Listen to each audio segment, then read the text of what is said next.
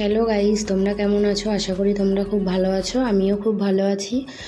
তো এই first time আমি ভয়েস দিচ্ছি, আগে কখনো দিইনি। তো যাই হোক, আজ আমার মেয়ের 1 ইয়ার কমপ্লিট হলো। মেয়ের আজ 1 ইয়ার বার্থডে সেলিব্রেশন করব। তো সেইভাবে কোনো কিছু আয়োজন করা হয়নি, হঠাৎ করে মানে ঠিক করা হলো।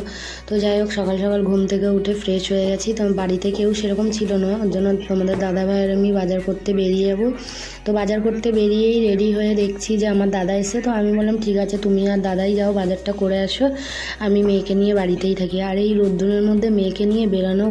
তো যাই হোক, ওরা দেখো বাজার করতে বেরাবে। তো দাদা আর ও দুজনেই বেরিয়ে পড়লো বাজার করতে।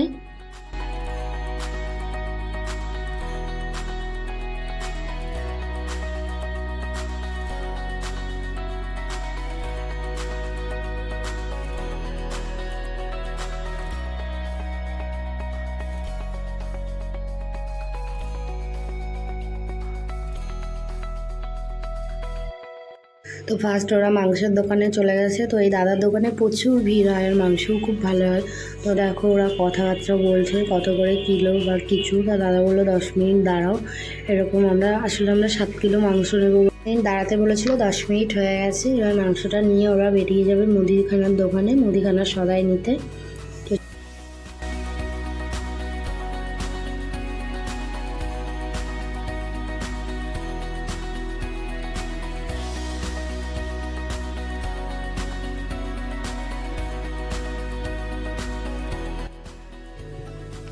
অবশেষে ওরা মুদিখানার দোকানে চলে এসছে।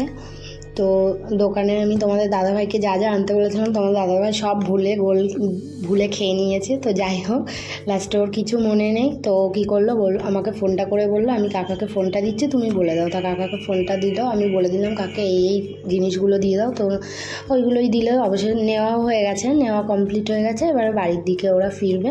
তো আমাকে বললো আর কিছু। তো বললাম ঠিক আছে, তাহলে লেট না করে বাড়িতে যখন এসছো, আমরা এদিকটা দেখছি, তুমি যাও কেকটা নিয়ে এসো। তো সেইভাবে কোনো কেক অর্ডার করা ছিল না। তো আমি বললাম যাও মিয়া আমরেতে চলে যাও, যেটা পছন্দ হবে সেটা নিয়েই চলে আসবে। তো দেখো ওরা মিয়া আমরেতে ঢুকে আছে, একটা কেক নেবে। তো ওদের এই কেকটা পছন্দ হয়েছে। তো আমাকে ভিডিও কলিং করেছিল, আমি বললাম ঠিক আছে। তো এই কেকটা ওদের পছন্দ হয়েছিল, আমারও পছন্দ হয়েছিল। তো এই কেকটা নেওয়ার জন্য বলেছিলাম। তো ওরা বললো এই কেকটা অর্ডার দেওয়া আছে। তো যাই হোক, ব্যাড লাক, কেকটা ওরা বললো ঠিক আছে। ওরা ওদের ফোন থেকে একটা কেক দেখালো। তো